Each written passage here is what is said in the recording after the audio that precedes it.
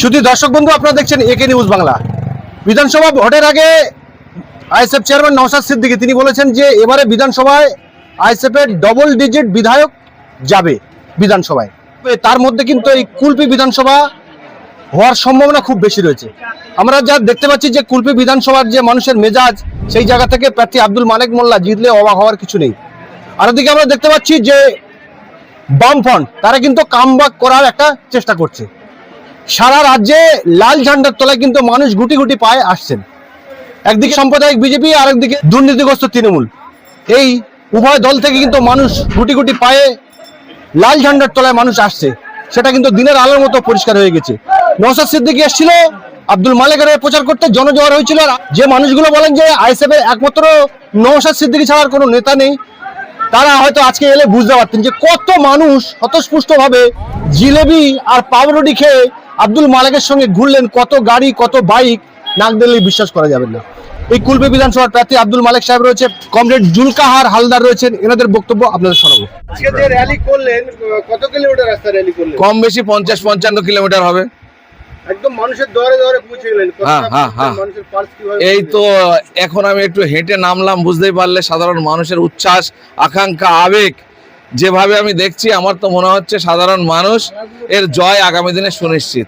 সাধারণ মানুষের জয় সুনিশ্চিত, অর্থাৎ খাম চিহ্ন নওশাদ সিদ্দিকী সাধারণ মানুষের হয়ে দল করছে, সাধারণ মানুষের প্রতিনিধিত্ব করছে, সাধারণ মানুষ কুলপিতে জিতবে, এটা আমি আশাবাদী। নওশাদ সিদ্দিকী মানুষের মনের কাছে জায়গা দখল করে নিয়েছে। নওশাদ সিদ্দিকীর নাম শুনলে বাড়িতে কেউ থাকতে পারে না, যার কারণে সেদিনের রেকর্ড সংখ্যক ভিড় হয়েছে, যেটা কুলপির রাজনীতির বুকে এইরকম ধরনের জমায়েত, এই ধরনের র্যালি আগে কোনোদিন হয়নি।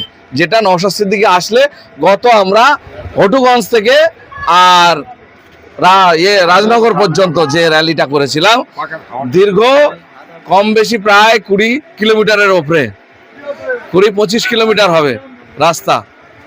তো সেখানে যে আমরা ভিড় দেখেছি, সাধারণ মানুষের আবেগ সেখানেও প্রতিফলিত হয়েছে।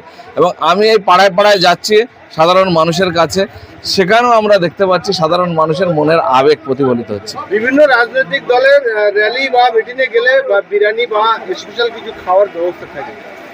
আপনার র্যালিতে দেখলাম যে আমরা গরিব দল রুটি আর জিলিপি দিয়েছি সকালবেলা, বুঝতেই পাচ্ছেন খুব কম পয়সায় যা হয়।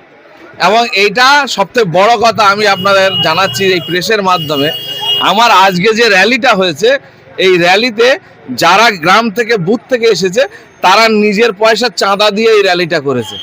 এটা একটা অভিনব ব্যাপার। এবং সাধারণ মানুষ কতটা আবেগ, কতটা ভালোবাসা থাকলে এই কাজ করতে পারে। তারা রুটি আর জিলিপি খেয়েছে, তারা হাসি মুখে খেয়েছে এবং তারা হাসি মুখেই হাঁটছে, কারোর কোনো প্রতিবাদ নেই, বিক্ষোভ নেই। কতটা আন্তরিক, সেই কারণে আমি বলছি যে আগামী দিনে যে 29 তারিখে ভোট হবে, সেই ভোটের পরে আমরা নিশ্চয়ই দেখতে পাবো, বিশেষ করে কুলপি বিধানসভা সাধারণ মানুষের উচ্ছ্বাস আবেগের মূল্য পাবে এবং কুলপি বিধানসভায় সাধারণ মানুষের জয় হবে। প্রথম দফার যে ভোটের উপর শান্তিপূর্ণ হয়েছে, আমরা আশা করি শান্তিপূর্ণ হবে। শান্তিপূর্ণ হওয়া মানে প্রচুর ভোট মানুষ দিতে পারবে এবং সরকারের বিরুদ্ধে তার ক্ষোভ প্রকাশ করার সুযোগ পাবে। কুলপি বিধানসভা ত্রিমুখী লড়াই হচ্ছে, তো কাকে নিকটতম প্রতিদ্বন্দ্বী বলে মনে? বিজেপি এবং তৃণমূল, এর মধ্যে আমরা অন্তত মনে করি প্রধান শত্রু বিজেপি, আর তার সহায়ক শক্তি হচ্ছে গিয়ে তৃণমূল। অর্থাৎ বিজেপির যত জনবিরোধী নীতি রাজ্য সরকার সেগুলো ইমপ্লিমেন্ট করার ক্ষেত্রে দারুণভাবে সাথ দিচ্ছে।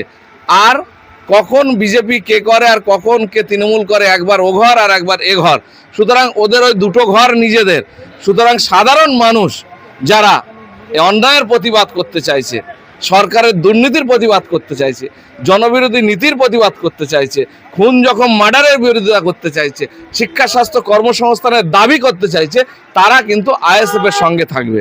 আর বাকি যে দুটো রাজনৈতিক দল আছে, তারা নিজেদের মধ্যে সেটিং খেলা করে। রাজ্য সরকার যেমন দুর্নীতির সঙ্গে যুক্ত, কেন্দ্র সরকার একইভাবে দুর্নীতির সঙ্গে যুক্ত। দুটো দলে নিজে একে অপরের পরিপূরক হিসাবে এই রাজ্য তথা দেশে চলছে। সাধারণ মানুষের কাছে এটা পরিষ্কার। সেই কারণে আমরা যেটা বলতে চাইছি যে সাধারণ মানুষের যে ক্ষোভের প্রতিফলন যেটা ঘটবে, সেটা আইএসএফ এর ভোট ব্যালটে সেটা প্রকাশিত হবে। আপনাদের জোট সঙ্গী বামফ্রন্ট কতটা সাহায্য করছে আপনাদের? করছে মোটামুটি, আমরা যা আছে তাদেরকে সঙ্গে নিয়ে ঐক্যবদ্ধভাবে। আপনারা দেখছেন এই যে বামফ্রন্টের নেতৃত্ব আছে, আমার সিরাজ ভাই আছে এখানে, আর একজন, অনেকেই আছে যারা আজকে এই র্যালি সর্বান্তক সফল করার জন্য উদ্যোগ নিয়েছে এবং একদম আন্তরিকভাবে সহযোগিতা করছে, কোনো খামতি নেই।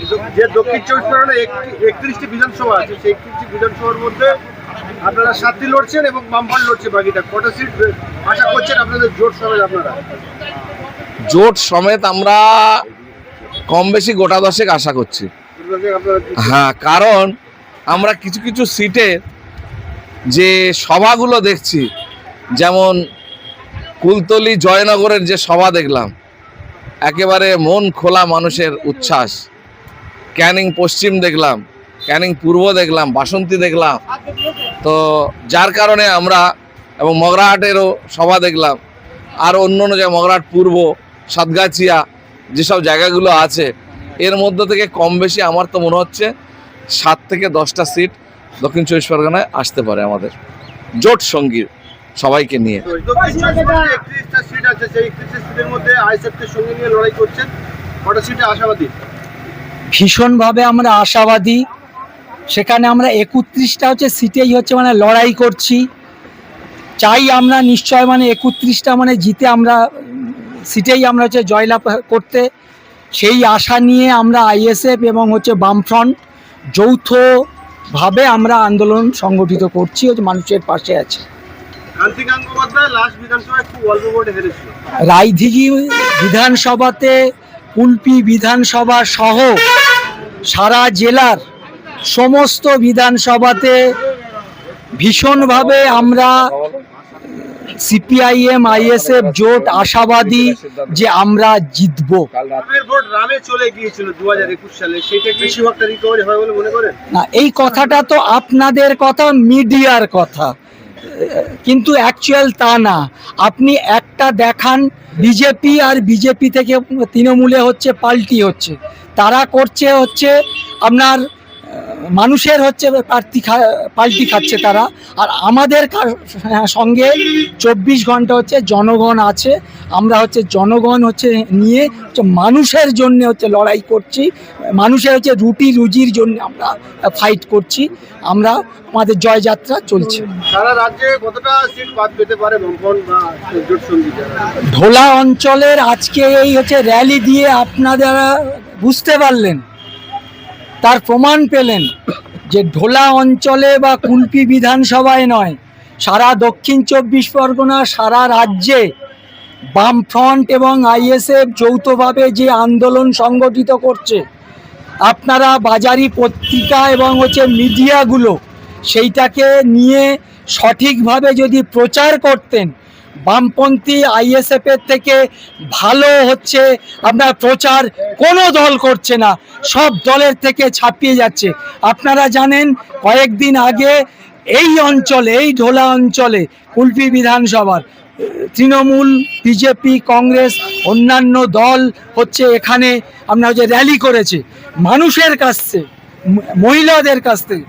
আমাদের কাছ থেকে খবর নিতে হবে না, আপনারা হচ্ছে সাধারণ মানুষের কাছে খবর নিয়ে দেখেন যে ওরা যে কটা র্যালি করেছে তার থেকে 3 গুণ জমায়েত, 3 গুণ ভালো র্যালি আজকে কুলপি বিধানসভার কেন্দ্রে ঢোলা অঞ্চলে ভাইজানের পক্ষে, আলেক ভাইয়ের পক্ষে, খাম চিহ্নের পক্ষে, জোটের পক্ষে আজকে এই স্বতঃস্ফূর্ত হাজার হাজার মানুষের হচ্ছে র্যালি হয়েছে।